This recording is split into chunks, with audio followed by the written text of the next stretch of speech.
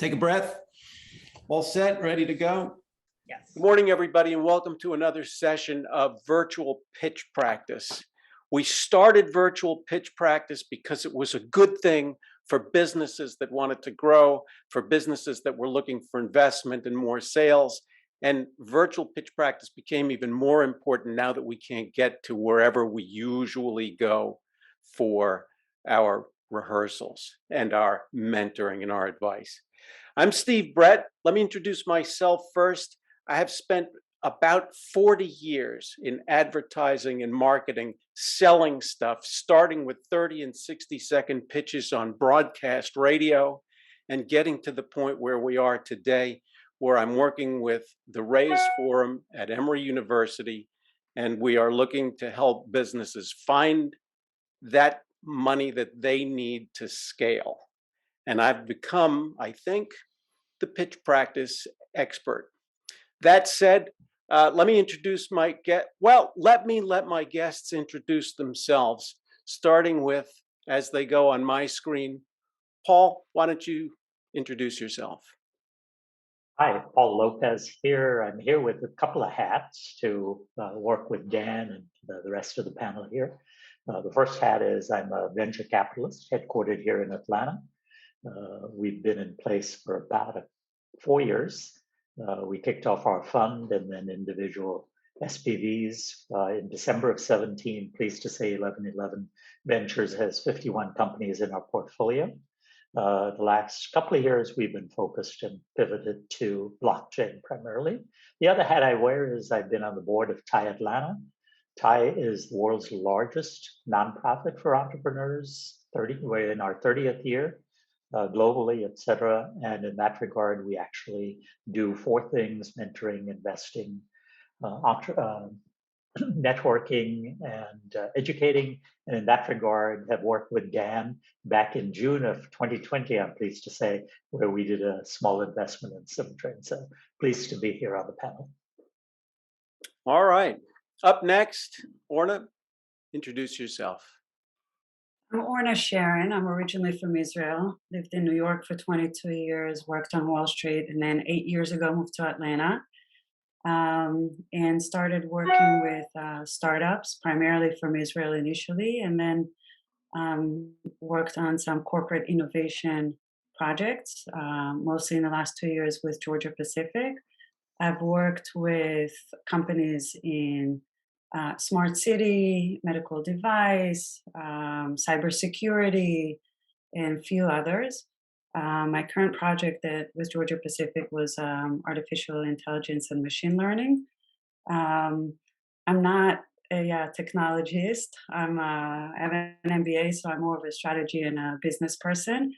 And in addition, I'm a small investor. I invested in 6 companies here in Atlanta, outside of Atlanta, and in Israel. And I mentor women, and I'm part of Golden Seeds. That's about it. That's more than enough. Thank you. And thank you all for being here. We're at the convention, and Paul and Orna and I know one another, and we all get on the elevator at the 19th floor, and Dan comes running up and he says, hold it a second. I'm going too. We hold the doors. He comes in, and the 3 of us know each other, but Dan's new. We've never met him before. We see his badge. He's going the same place we're going, and we say, hey, Dan, nice to meet you. Thank you. What do you do? So I run a company, Dan McCann. I run a company called SymTrain. And really what we do is we're transforming the future of work, right? And what that means is we're helping improve company performance by enabling their employees in sales, service, and support roles to improve their delivery and how they execute their job and apply knowledge, right? And the way we do that is helping automate both role play activities and coaching activities. And what that does for the employee base, it helps them build confidence to be able to perform their jobs better while they're building the skills to actually execute and deliver on their jobs, right? It has a really great impact for our customers, just around speed to proficiency, as well as helping our customers reduce their cost and time to get their folks in sales, service, and support job ready and able to perform their roles. All right. That's a literal elevator pitch. The door's open. Orna, are you going to say to Dan, why don't you join me for a cup of coffee? Tell me more. Do you understand exactly what Dan does? I think I do. Clearly, the first question that popped to my head, I would be interested to have coffee. But the first question that pops to my head is who's structuring the role play or the content? Yeah, it's a great question. So, we work with our clients to build those structures on the front end for them so they can quickly deploy these out to their employees and get them starting to work on these. And then we empower our customers to make these and build these over time. So we have an authoring tool, Orna, that helps them continue to build out their library and customize what they need internally within their organization. Okay, hang on one second. Yep. Before we get into the full Yeah. understanding of what it is that you do, I just want to concentrate on the elevator pitch. Sure. Orna, too long, too short, or just right? I think it was perfect. You think it was perfect? Oh, I know. I thought it was good. Paul, let me go over to you for a Yeah. second. Too So- long, too short, just right. Did you get it? Because you know what he does. Did you get the essence of Yeah. what he does in that elevator pitch? I love the opening, Dan. The future of work. We're affecting the future of work. That's a big topic, right? But you lost me a little after. It was Okay. a lot of info. And I would tell you that sometimes less is better than more. One example might be future of work. Yeah, doesn't matter. So now I'm thinking if I'm a sales prospect, I'm head of whatever XYZ department at Chick-fil-A. Can you help me? I have a need to go hire people. I've got so many open jobs. This future of work. I think you started out well, but then at the end of it all, I got stuck there in a good Yep. way. Right. Right. Well, let's not say you got stuck there. You got hooked Hooked there. there. Good, But good then, point. Good point. then maybe we don't get a succinct idea of what actually the Correct. future of work is and how you make it Correct. better. Let me ask you. So, from my point of view, I like to think Of the opening. Yeah. beginning, middle, and end. Everything needs that structure: beginning, middle, and end. Okay, the future of work. That's your beginning. It's a great hook. Tell me just in one sentence what problem you're solving for the future of work. One sentence. Yeah, so the problem we're solving for the future of work revolves around employees being job ready and able to perform their jobs effectively. Stop. That's it. So that's the beginning. Can you illustrate for me how that might look or how that might seem? Yeah, and How are they not ready? right. We're doing the future of work. Your employees are not ready. How is it that they're not ready, Dan? Yeah, so a lot of employees are left to their own accord to figure out how to apply knowledge and actually perform in their role, because a lot of their training or all of their training is knowledge based, so they know And what to. And so we And so what we do is we've automated situational learning so they can get the repetition, feedback, and reinforcement they need to build confidence in their skills to perform their job. stop. Beautiful. You never said any of that the first time around. Right? Now I've got that on tape so we can transcribe it back later. Yeah, you Right. got part of it. You covered, because I know the second hook I got caught on was making workers more skilled / more productive. I got that second point, but there Yep. were a lot of words around the Yes. rest of it. There's And I a agree lot of with, I words. agree around. with you, Paul. Absolutely. Way too wordy. Way too wordy and not wrapped up in a ball that I can get. I just did something about being radioactive in all our presentations. The longer we talk, the less potent we become, like a radioisotope. Uh-huh. We need to, Or another way to say it is, as Dale Carnegie would say, good salespeople are better listeners than that's speakers, right? that's Yeah. totally true. And we'll take that up in a Yeah. whole nother session. Yeah. But we have to get to the point. With your first pitch, it might have taken us 60 floors instead of 19 floors to hear the whole thing. Can we also say, so now we have the hook and we have the essence of it. What's the end of it, which is the real benefit for if I engage SymTrain? What's the real benefit of now the future of work? How we do it with that training and onboarding, so that they're so what happens? What's the benefit? Yeah, I might have answered part of this in that 3B piece, but employees are going to learn faster and better than any existing alternatives on how to effectively perform their job. And then what for me? And Do so I make more money? what that means, Steve, what that means is, you're going to be able to get them job ready much quicker than you do today. And you're going to do it with less resource, time, and cost, because we've automated a manual exercise that companies have to perform. Agree. 100%. Actually, I disagree. For me as a sales leader, I think the customer satisfaction, that's my outcome goal, right? So every company depends on its customers. So if you can get my employees to connect with my customer better, that's where I think the dollar comes in, right? And Orna, does that get lost when I say performance, improve their performance? You're saying define performance a little bit around CS and CX.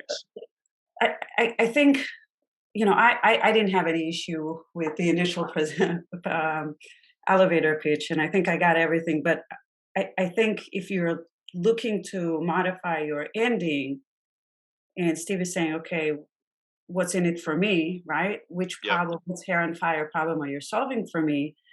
I think it's customer frustration with inadequate call center or representative or whatever, right? Yep. So I tell you a personal experience. I left Anthem Blue Cross Blue Shield because their customer support is horrible. So January 1st, I went to United. I like their customer service, right? American Express has great customer service. Other companies don't. Right? And I agree with that. And you said it better than I was saying it, Orna. It's all about that customer service thing. And we're doing so much more work over the phone or the internet, buying, and that, to be really maudlin about it, it's so your company can close more sales and keep your clients happy or keep your clients longer. And what Orna just said is in my notes. Everybody has a horror story about some customer service nightmare on the phone. Definitely. So you're alleviating that horror story. Well, actually, if I recall, SymTrain does both skill building on hard skills and soft skills, right? And we're talking about a bit of both. You want employees who have that combo. It's two sides of a coin, kind of. Yes, neither one nor the other kind of deal. You want to meet the company's objectives, the employees' objectives, and SymTrain helps them do that faster, cheaper, et cetera. Right? Yeah. And really, to Paul's point, right, is we improve the customer experience and retention there, but also because we're supporting the employees on their journey to be able to learn how to do their job, we're actually having an impact on employee retention as well and employee sat. Fabulous. I'm not sure you can get that in the elevator pitch. Orna. No, I was saying maybe that's the ending. The bottom line is you increase customer satisfaction and employee retention, right? And maybe that's your ending. Okay, this is great. And I hope that everything that you just said shows up in the sales pitch. So if you'd like, bring your sales pitch up, share your screen with us. Sure. And go through the sales pitch. Now, this is for a new client. A prospect? Yeah, this would be somebody who they've already heard kind of like the high level pitch, like, hey, here's what we do, how we do it, and they're like, wow, that's really cool. I'd love to, introduce some new folks and maybe even get a demonstration of how this product works. And we use this to prep the new set of folks around that value prop. So very much so, Steve, it would be to introduce SymTrain to those people. Fair enough. This is to introduce to a person who will use SymTrain, or you Yep. still are introducing this to the person who's going to sign the check and say, we got a contract now? So, great question, Paul. And it's the person signing the check and saying, we got a contract, we're going to deploy this here. Okay. Not the Okay. actual end user learner. All right, so you just walked in and you sat down in our conference room, assuming that it's the good old days, or otherwise we've all logged on. Hey, Dan, thanks for coming. Go ahead, the floor is yours. Yeah, thanks, Steve, and appreciate your time. I'm going to share a little bit about the product today, SymTrain. But before we do that, I'd love to just give you a quick background on SymTrain and even how we came about it. Right. My name's Dan McCann. I'm the founder of SymTrain, and we built SymTrain based on having an actual problem of developing employees fast enough and well enough to perform their job. And we tried everything from, better training and coaching and all these programs. And we realized that, people learn by doing, but yet we were explaining to them and telling them how to be successful in their job. So we spent a lot more time on situational learning, and we had a better impact. And so what we did was we created a digital tool that automated those role play exercises that our people needed and automated the coaching feedback that they needed. And we had great results, right? We were attriting over 50% of our new hires in the first 6 months. And after introducing this digital approach, got that down to, single digits. And so we brought SymTrain to market back in 2018, really focused on sales, service, and support folks. And the reason why, the challenges like that COVID brought out last year and that folks in a hybrid work environment are seeing, these are problems that have been around quite a long time, but we were able to solve for them with very manual activities, right? So things like our employees getting consistent feedback as to how well they're performing, right? And being able to practice those efforts to perform their job, much harder in a hybrid and remote work environment. And so what's happening today is we're putting agents on the floor way before they're ready, and they're not prepared to perform the job and the tasks that they're focused on. So they get frustrated and they don't do a great job. And then customers get frustrated and they attrit, employees start attriting and customers, kind of start leaving. And so those are bigger issues today than they've been in a really long time. And so that's why we've introduced this process of automating those manual efforts. And really, what are those manual efforts? It's learning how to perform, right? It's role play activities and it's coaching feedback. So the way SymTrain works, and before I share it with you, is think about a new hire coming into your company, and on their very first day, you tell them how to do their job, but then they get to start working and applying that knowledge and practice what you're teaching them and get feedback that's consistent across the entire company, whether it's 200 or 20,000 employees. So they're able to build their confidence and their skills, right? And that learning time gets cut in half because they're getting a lot more repetition, but also the benefit for you as a company is you're reducing your resources in half because you're not using manual effort and other humans to help support, the ability to learn how to perform. Right. And so the best part about it for all of us, including your employees, is they're not learning on the customers anymore because they're learning in SymTrain, which is a simulated environment. And just real quick before we pop in, the way SymTrain works is, let's think about Jenna, right? This is that employee who's coming in. She gets to go through these exercises in SymTrain where she's having an authentic conversation with a simulated customer. And she gets to go through those exercises as often as she needs to build her confidence and skills. But what SymTrain's doing is, in addition to automating those role plays, they're actually listening to Jenna, recording what she's saying, transcribing that and analyzing, what she's saying and also how she's saying it, the sentiment and the emotion behind her voice. And they're pushing that feedback back to Jenna so she can help improve and figure out how to get better based on the feedback and coaching that SymTrain's providing to her. And she can do that obviously in this scenario, which is just a conversation, or Jenna has the ability, or you have the ability to provide the conversation with software that Jenna will navigate, like a CRM or knowledge base, real time when she's speaking with customers. So let me just recap. So at the end of an exercise, Jenna gets a score, an overall score. There's a keyword element to that score in terms of what she's saying. There's a sentiment element in how she's saying it. She gets that feedback, as well as a score on how well she navigated software, if it happens to be in there, and a time score. So she knows the average handle time to execute on this particular situation or scenario. And then what she gets to do is, in addition to getting those scores, she gets to see, like, hey, can I hear myself? Let me listen to what's happening. Let me play that back specifically to where my scores are, and getting a full transcription of what just occurred, so she can go review that and get better along the way. I think I mentioned to you guys before, we have clients who are cutting their training time in half because they're automating this activity. And other clients where their people are telling them, look, this is way more effective than anything we've ever done. And the best part about it is, just on these efficiency improvements, our clients are getting a 10x return on their investment from their time and effort they're spending on getting people job ready. So what I'd like to do is share with you a couple of simulations so you can see it in context with how it works, and kind of figure out use case for your organization in order to determine when and where SymTrain could have the most impact. And then guys, I'll stop sharing but I'll also keep this open if you have some context. But then I'll share with them, a demonstration of SymTrain as well, which I'd rather speak to you guys and get some feedback, unless you care to see it. Well, let's start with the feedback then. Paul, your thoughts? Yeah, leave it up like this in this view, Dan, so that we can, Yep. Yeah, perfect. Yep. Paul, you had some thoughts. I see your face.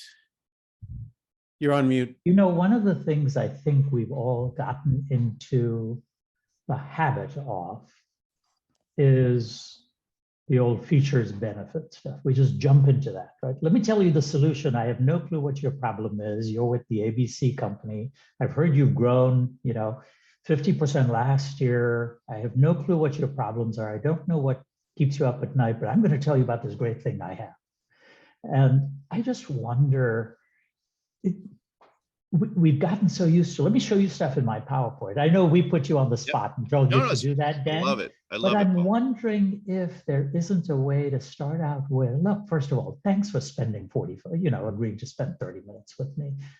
I know. So tell me something about your company. More importantly, can you tell me about the two things that really are worrisome to you? And especially if I can figure out if I have some things that can help you, I'll respond accordingly. And let them talk.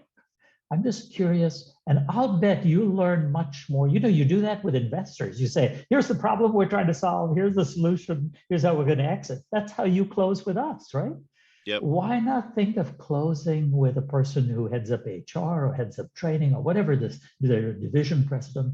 Why not, what are the things you're dealing with? You've had such a successful year. Tell me some about it. And more importantly, point out a couple of areas that are gaps in the whole world of people capital. Maybe I can help you. Yeah, people are just better when they tell you what they're looking for. I think you'll find what they're likely to be closed on more likely that way. Just the alternative, or I think you could still do this, is, thanks so much. We've worked now with some great customers. I just want to tell you a couple of stories. By the way, the word story gets everybody's attention. Here's what we did with Allstate and with Citibank. And I'd love to see if there are some things like this we can do for you. It's just a different positioning. I'm not selling. I'm here to solve a problem because our time, the fact you've invested in time in me, I want to give you something back. Right? So it's just a different positioning. I love it, Paul. There's an assumption based on how I shared it earlier that I had a prior conversation. I did discovery, but one of the things I didn't do, Paul, is even if I did it, like repeat it back to you. Here's what you told me, or here's what I learned that you guys are focused on, and I skipped right over that. So message absolutely heard in both capacities, either doing the I discovery and learned, asking. I learned how to do this back in 1978 with IBM. Let's tell you the features, benefits right away. We just hope that because you don't have anybody else to buy mainframes from, you'll do it from us, right? Right. Or those UNIVAC guys who don't really know what they're doing. Yeah. It becomes we, and not you, right? Orna? Oh, anyway, thought? just high level. No, feedback. totally understood. Appreciate it. For me, the biggest missing part was how do you do it, right? You told me big picture that you're fixing it, but you never told me how you were doing it and what kind of either technology or differentiation you're offering than what you're assuming I'm using to train my employees. Yeah, and how you do it today versus these couple slides that we just kind of talked about Jenna's experience in SymTrain and what she'll do, right? And then the feedback she'll get.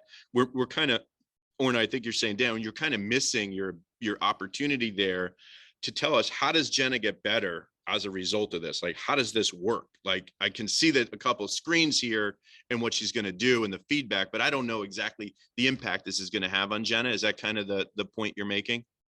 Yeah, are you using voice recognition, right? So Okay, yep. not voice recognition, but analyzer, right? To Yep. her mood, her tone, is it repeating conversations? Is it helping them with diversity and equity, empathy for clients, all those things that that I just don't know Right. are included in your system, in your platform. What's behind it, right? Yep. Okay, good. So a little bit more detail. And then, like you said, what's like, to Paul's point, all the things that you told me were important to you, your ability to measure empathy and have people be more connected to the customer, have them be able to be more effective in the delivery of your message. These are all the things that Jenna or your users will be able to do because of, the AI in the background, the voice recognition software, your ability to transcribe and kick those scores back. And she'll be able to do those things better. These are the things you told me, you guys wanted to do. So, I'd love to, I'll show you just now exactly how that might work in a demonstration. So I like that, Orna. If I'm summarizing to make sure I'm getting your point is. Yeah, I think you need to, I don't know what's your competitive landscape, right? But I think when you're giving a sales pitch, the assumption is, to Paul's points, that you're not the only one who's pitching solution, right? Right. So what is your differentiator? Why are you so much better? And also, a lot of people that are buying from you may not necessarily know what's the best solution is, right? And what are the best practices, right? And I assume there is some rating for example, AT&T customer service, in my opinion, should be rated at the bottom of the totem pole. Right. No, I'm sorry. That's Delta Airlines. They're rated at the bottom, but go on. Yeah. So, and it's not because they're not nice, right? They're very nice people, but the company, I think, is debilitating and what they're enabling them to do and how to solve problems, right? So that's where I think sometimes it would be more effective in a sales presentation to say, I heard what you're saying, or I understand this is what you shared with me your problems are, but here are some of the best practices that our research had shown, that we would recommend, and what is the added value besides just listening to the customer and giving them exactly what they want, right? That may not really get them better if they don't know that they need to improve, because, for example, the rating is 7, right? Yep. That makes sense? Yeah, definitely. You're actually introducing a brand new concept, Orna, in this SIM score. It's like, hey, Dan, in that SIM score, give Jenna a rating of where she hits on the CX monitor from a scale of 1 to 7. Make that the SIM score, so she knows where she fits and she can get better and focus on getting better based on all this other detail. That's part of it. And you're saying, but also in your pitch to me, as a prospect, I would love for you to bring up some content around customer experience or customer sat, and what are the best practices that the best companies in the world are doing to get there, that your system helps me achieve, because I can reinforce those best practices through this sim training approach. Right. I want you to combine basically what you're doing with sort of the McKinsey expert on call center, right? Yep. I like it. I like that. I like it a think lot. that's Yeah. Great. Let me just mention one thing, because I do believe, Dan, I'm going to ask you a question that seemed like a stupid question after what Orna just said. Who do you think your competitor is when you make the sales call you just made? The sales call I just made, my biggest competitor would be the current state of affairs, right?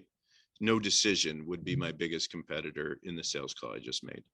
And you're right on. You're right on. I think most execs don't realize that of all the options they have, the do nothing one is the one that typically wins out.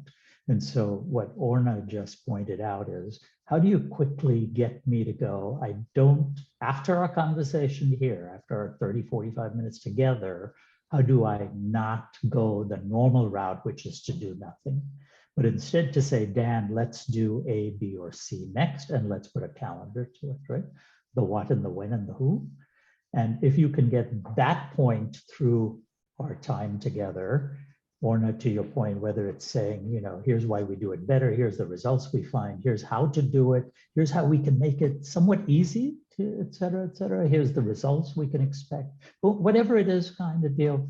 But this call to action in a nice way without being pushy, because sometimes salespeople can be pushy, but how's that call to action going to happen, and how to get that clearly in the, as your, if not your last slide, that's the question. What's the next step and when, right? How about Did this? we go Paul? through that journey in order to get there? Yeah. Go. How about I'll let this for Steve go. I one- have a question. Go ahead. 1 second. How about if we reorder the whole thing? And you just said last slide. What if we do this in the first and take what you said earlier, Paul, which is we assume that Dan's already done some discovery and some due diligence. So he either tells the story about that customer sitting right in front of him, or he tells the most closely related story about some other customer that he had or everybody knows about, Delta and their 8-hour wait when the shit hit the fan. And he starts out with that big problem. And then moving through, he gets to the specific problem now, which is at that company and every company. Then he gets to the solution, and then he gets to his solution, right? So we get this all up front. So now everybody knows what's coming and they can anticipate what's coming. And like you said, you know, about how to win friends and influence people, you show that you've listened, you've made it relatable to them, they're hooked, and now they're listening more carefully to everything else that he says as it follows. I call this bluffing, bottom line up front. Rather than making him wait till the end to see what the benefit is, tell him at the beginning so that they're excited and they're hooked. And now they, once he really starts explaining it, they can see how it works for them. Yeah, if you think about it, Steve, I did tell that story that was all self-centered and all about myself. If I converted that story to an actual customer story and also did a recap of what I already learned from you in prior meetings and pulled that together to drive into my presentation, I think that would have a lot more impact than telling my own personal background story for you. I like that. And then also, Paul, one of the things, you know, I'll throw out there, we did have an urgency issue earlier in 2021 that we've kind of tackled a little bit. We haven't solved for it, meaning we haven't accelerated the deal flow, but we've broken that channel of, you know, inertia by at the end of our meetings like this, we tell folks like, hey, look, this is what we're doing. We're showing you what we're doing with other clients. What we're going to do is build an actual sim for you in your world. If you have content that you want to share, I love it. If not, we'll just go to your website. And then this way, when you guys debrief and get together with yourselves and with other team members, you can share an actual Delta or an actual Home Depot or an actual simulation that has meaning within your organization, so that everyone can kind of see how it works and what the impact could be. That's helped a little bit.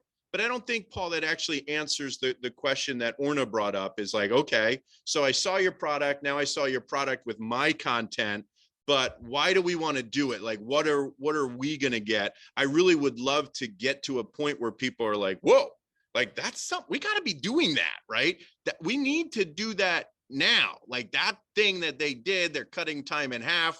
People are better, prepared. Like, that's awesome. How do we get that here as quickly as possible?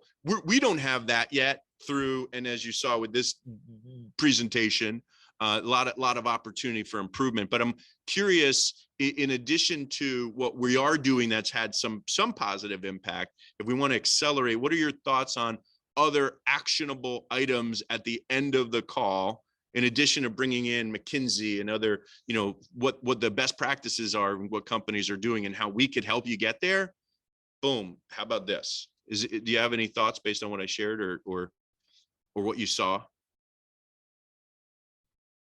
So I'm thinking there are three actions, right? The person has is yes, no, or maybe, which means I have no clue what I'm going to do and when, right? I call it the long maybe, the worst of all It's yes, answers. no, or we'll get back to you. Right. That's another way where you've lost control. So if you sort of think through, hey, I would love to do business with you. I know you. How do we get to yes? Is it a small win? Can you describe something that's a small win for both of us? You know that, we're here to try and help the skill level of people. I know you've probably got more jobs you can't fill, but keeping the ones you got, making them more productive with hard skills, soft skills. How can we find one win after our time today? What does that look like? Can you describe it? I mean, now you've suddenly made them think about how this thing fits in their company for you. Yep. It's not related to what you just said, Paul, but something that comes to mind, working for Citi, post my MBA many years ago, and Chase, a lot of those institutions, whatever they do in terms of training, it's a one-time thing, right? It goes even with some of the compliance, money laundering, sexual harassment. It's all a one-time thing once a year. And when you have a platform like this, I think your sales pitch should also include the fact that it could be repetitive, right? And it's not just a one-time thing, because today my salesperson or my online caller may have this issue, but next month they can tackle a different topic, or every quarter they have to tackle a different aspect of it. And it's a repetitive training, just like you have a fitness trainer and you go to do it, more than just once in a year. Here you train your employees continuously, right? And you offer them that ability. And I think that's a powerful tool. I like it. As we run towards the end of this session, I want to just say a couple of quick things, not deep things, but from the presentation point of view. Take slide number, you could just leave it up there the way it is. Slide number 2. I would like to see you change headlines around to be more assertive. Headlines are either news headlines, or they're assertions, or they're questions. Those are the big 3 headlines. What I'd like to see here, for instance, you don't have to make the change. I'm just going to throw stuff out and spitball, and everybody can take a whack at it. We'll go through them. But I mean, training in the world today changes in 2021. I don't need to read that. The headline there is change is coming. I mean, wordsmith that, but I really need to see bigger. Can you put the other one back so I could see? Yep. There you go. I really need to see bigger. Trainees aren't getting consistent feedback. That's the Orna's point right there. Agents aren't ready. Remote training. I need all of that in the wheel to be bigger. And this training in the world today changes in 2021. That's a given. Changes in 22. That's a given. The next slide. Imagine automating manual effort. Automating manual systems delivers more job readiness. I don't need to read before customer interface, and it's at the bottom. I'd rather see it at the top because that's the point. Again, I'm bluffing. Bottom line up front. Customer service. Again, I'm just throwing stuff out. The number 6 slide, customer results. These are kind of generic headlines, and I'm always teaching against generic headlines. The headline there is, and you can make this 2 slides or 3 slides. Slides are free, right?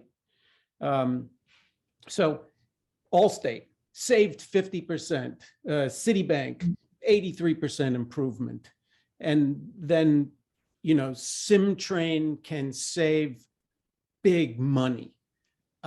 Customer results is just, it's not powerful enough. It should be, honestly, Steve, I'm sorry for talking. It should be SymTrain result, right? There you go, at least SymTrain results. Yeah. You want your brand and your name on the slides as often as possible in a relevant way. Yes, ma'am. So, just in general, those are kind of easy fixes, get to the point and then hammer us with the point. The thing is, the human brain is not wired to read and listen at the same time. So you want that slide to be instantly understood so that they can go back to listening to you as you present the details and the proof. And again, these are great statistics, but they're sort of getting buried in a very busy slide. Slides are free. You can have all the slides. It's not like printing a catalog in the old days with another page, no. And you can put the slide up for 10 seconds as you keep talking through these things. So I get a big SymTrain effect at a 50% reduction in training at Allstate. And like Orna said, and then the next one is SymTrain, Citibank reported 83% more effective, and so on and so forth as you go through the slides.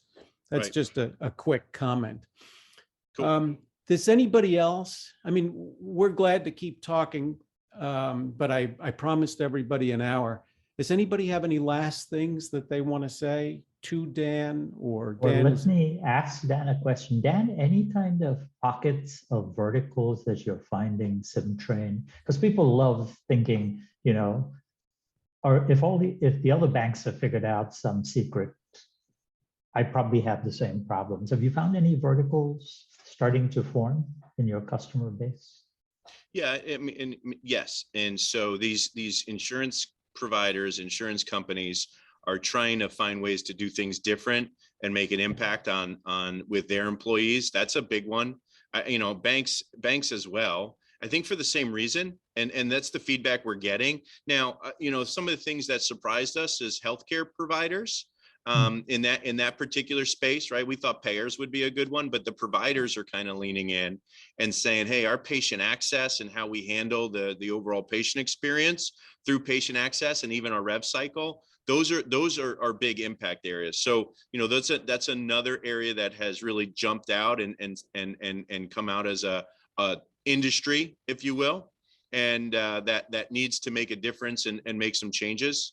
And I'd say the third is a few areas, but they're industries that might be a little bit lagging in technology. So when they see something like SymTrain, like, wow, we've never seen anything like that before in our industry, that's something we would love to do. And so, companies in the salon space, transportation and logistics and real estate have really said, wow, this is a real differentiator, a real difference maker for our entire industry and definitely our company.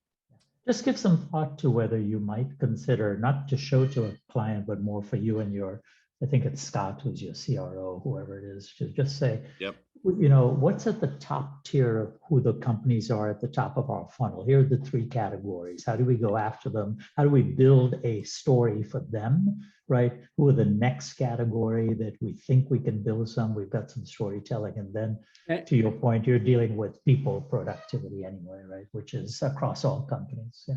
And Right. we can build 3 different decks for each of Right. those verticals that are There's very specific with different something to data. be said for Different data, different stories. you've now sat in my shoes, or you're about to tell me stuff that is just so.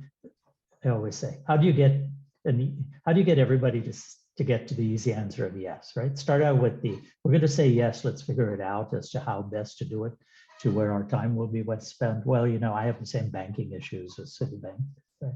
Or Yep. if it's not that, I'm in finance, right? And so hence Citibank can be broader in that regard. I'm an insurance provider kind of deal. How do I do that kind of deal? And even though they think of themselves as competitors, they're all looking for ways to get better, cheaper, faster labor. anyway. Also, you want to know if the other guy's doing it, you don't want to get left behind. So, I'm just saying that may be something. I think that there is something to be said for, speaking my language in my dialect, right? So. Correct, on segmentation. I agree, Paul. Hey, quick question too. So the functional areas we help our clients are really sales, service, and support.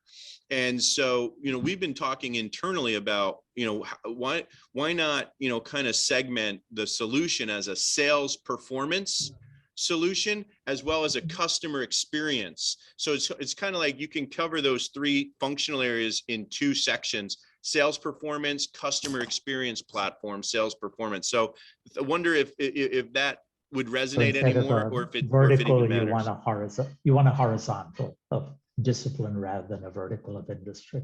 We have both. We do both. We We go go that both, vertical right. that you're talking segments, as well as horizontal. You got your CX and your sales performance horizontal version too. Does that make a difference? Would it help? I think your generic deck would be to do.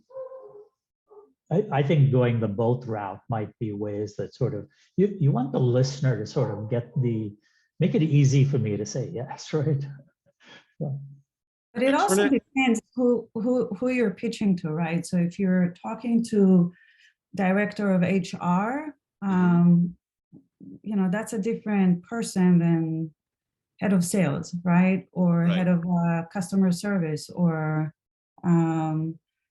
call service. And those are different people that head of HR, I would have different verticals so they can see that you can answer other issues that they might have, right? Yep. And you really need to understand what's the pain point for each one of those. And that's an internal discovery for your company to do. So, that's food for thought. And I had 2 other things about your presentation. I didn't see any slide about your company. So you're talking to me, let's assume that you're, the first time that we were meeting, I don't know anything about you. I don't know how many employees, I don't know who are your clients, and how long you've been in business. That's one thing. And second, I think adding a slide with statistics, especially about the demographics of your average trainee, if you will, right? So millennials, Generation Z, people my age, are different target audience, right? So which one are you making more impact on? And what are the problems with the Generation Z? So having 3 kids and, I think 2 of them are Generation Z, or maybe borderline, I'm not sure. 26, 22, those are the oldest. Are they Generation Z or not? who knows? Yeah, but the way they relate to other people is so different than the way I relate to people, right? Mhm. They don't know how to relate to people on the same level because they're texting all the time. So I'm just saying, I think emphasizing the issues with those type of demographics is important. Perfect. And that supports what you were saying too before about bringing up stats around best practice, McKinsey, those Yeah. folks. What do I aspire to be, and how can I solve for, the way I'm onboarding and training our folks? Yeah. Yeah. Hey, I Let me want do to this. tell you guys, this was wildly helpful, by the way, Paul, Orna. Your feedback was awesome. I definitely been taking notes. I'm going to go back to the recording, make some adjustments in the pitch, really make it more customer centric than, as much of it's on the product feature and benefits as Paul was talking about, and pull out industry stats for what companies should aspire to. I really am excited about deploying some of that feedback you guys gave. And Steve, thanks for putting this together and inviting Paul and Ornahan here to help us around our story and our customer story and how we share the narrative. Well, that's a great place to end it then. Let me officially end the program. I want to thank Paul and I want to thank Orna for participating as mentors and advisors and experts. And